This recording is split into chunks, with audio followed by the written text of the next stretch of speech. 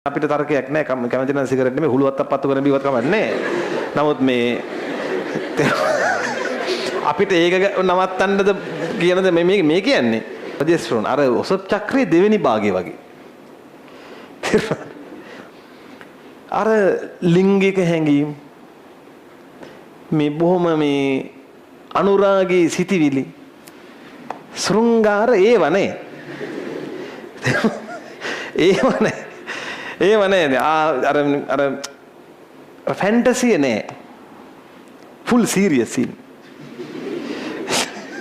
මනුස්සයා ඉතින් ළඟට ආදරෙන් සමහර ළඟින් ආවත් ඒ අම්මට අර ඒ හැඟීම් නෑ.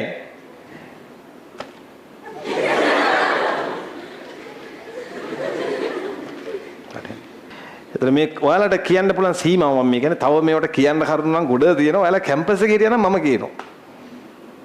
හරි? නමුත් ඔයාලා තව පොඩි කියලා මම හිතනවා. මගේ උපකල්පනයක් ඒක. ඇයි පියවරු විශාල වෙන්නේ? කිරි දෙන්න එපේ. මේ නිකන් මේ කුරුම්බෙට්ටි දෙකක් වගේ තිබ්බත්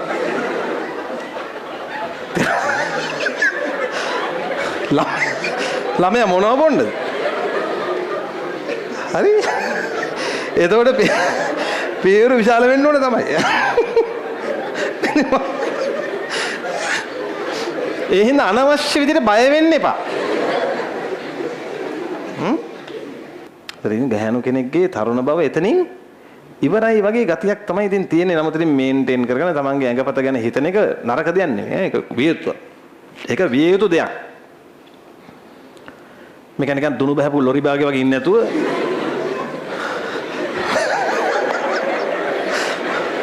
ලස්සනට ඉඳලා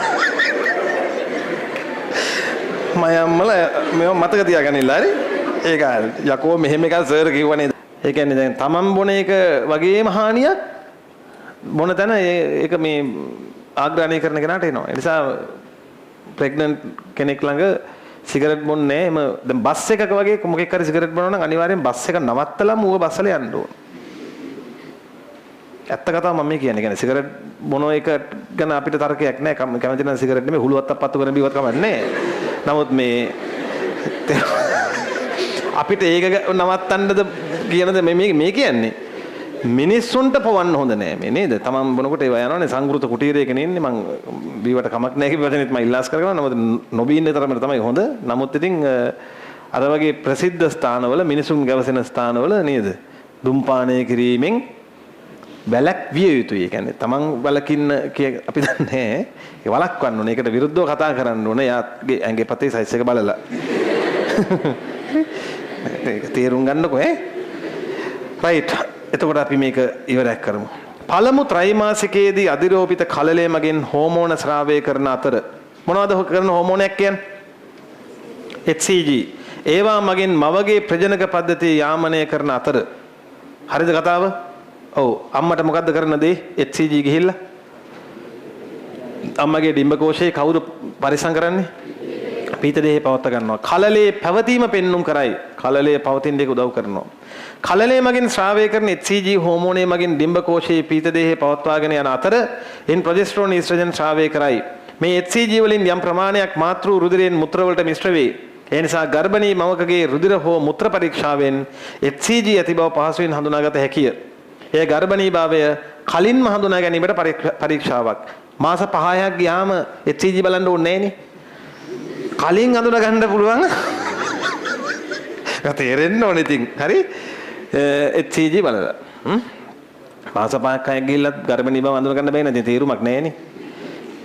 ප්‍රොජෙස්ටරෝන් අධික සාන්ද්‍රණයක් පැවතීමෙන් මව තුළ ශීඝ්‍ර වෙනස්කම් ඇති කරයි. දැන් ගර්භණී අම්මෙක්ගේ රුධිරයේ වැඩිම හෝමෝනයක් කියන්නේ ප්‍රොජෙස්ටරෝන්. අර ස්ත්‍රීත්වයේ වගේ ඒවා එන්නේ මොකෙන්ද? ස්ත්‍රී ගති ඊස්ට්‍රජන්. මේ කාලේ ඊස්ට්‍රජන් යම් ප්‍රමාණයක් තියෙනව නැත්තේ නේ. නමුත් බහුතරය මොකක්ද ඉන්නේ? ප්‍රොජෙස්ටරෝන්. අර ඔසප් චක්‍රයේ දෙවෙනි භාගය වගේ. අර ලිංගික හැඟීම් මේ බොහොම මේ අනුරාගී සිටිවිලි ශෘංගාර ඒවනේ. ඒවනේ. ඒව නෑ. අර ෆැන්ටසි නෑ. Full serious scene. දැන් මිනිස්සයා හදිසි කියලාද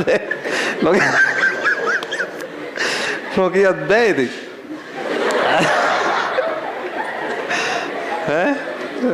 මිනිස්සයා ඉතින් ළඟට ආදරෙන් සමහර ළඟ එන්න ආවත් ඒ අම්මට අර ඒ හැඟීම් නෑ.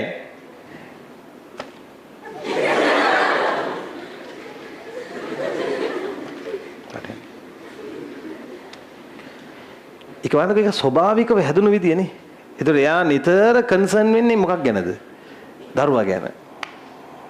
ස්වභාවිකව හැදුණු විදිය. දැන් ඇත්තටම අනිත් පැත්තේම වුණා නම් එන්න ජල්තරයක් වෙනවනේ. එන ප්‍රශ්නයක් එනවා. ඒ කියන්නේ ඒක අවදානම් ඒ බ්‍රූනේට. හරි?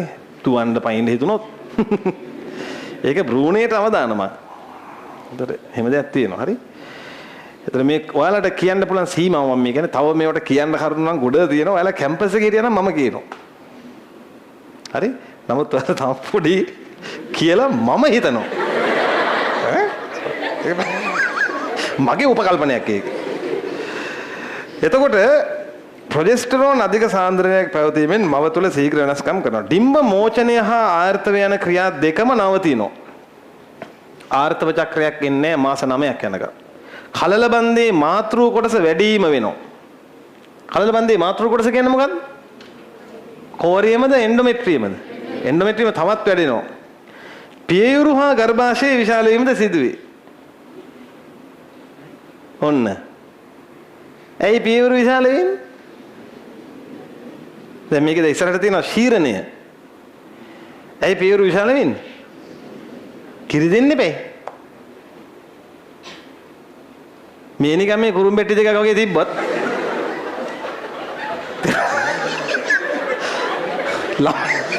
ළමයා මොනව බොන්නද? හරි? එතකොට පියවරු විශාල වෙන්න ඕන තමයි. ඒ හින්දා අනවශ්‍ය විදිහට බය වෙන්න එපා. විශාල වෙනවා කියලා තියෙනවා. ගර්භාෂයේ විශාල වීමත් සිද්ධ වෙනවා. ඔන්න අම්මෝ ලොකු බයක් නැති වුණා. හරි. එතකොට එහෙනම් ඒක තේරුම් ගන්න නැත්නම් ඒක තමයි ඔය ළමයෙක් කීම ඉපදිලා අවුරුද්දක් දෙකක් යනකොට අර පියයුරු වලේම අර මේ පිරිපුන් බව නැති වෙනවා. ඉතින් ගහනු කෙනෙක්ගේ තරුණ බව එතනින් ඉවරයි වගේ ගතියක් තමයි ඉතින් තියෙන්නේ. නමුත් ඉතින් මේන්ටේන් කරගෙන තමන්ගේ ඇඟපත ගැන හිතන එක නරක දෙයක් නෙමෙයි. ඒක විය යුතුයි. ඒක විය යුතු දෙයක්. මේක නිකන් දුනු බහපු ලොරි බාගේ වගේ ඉන්නේ නැතුව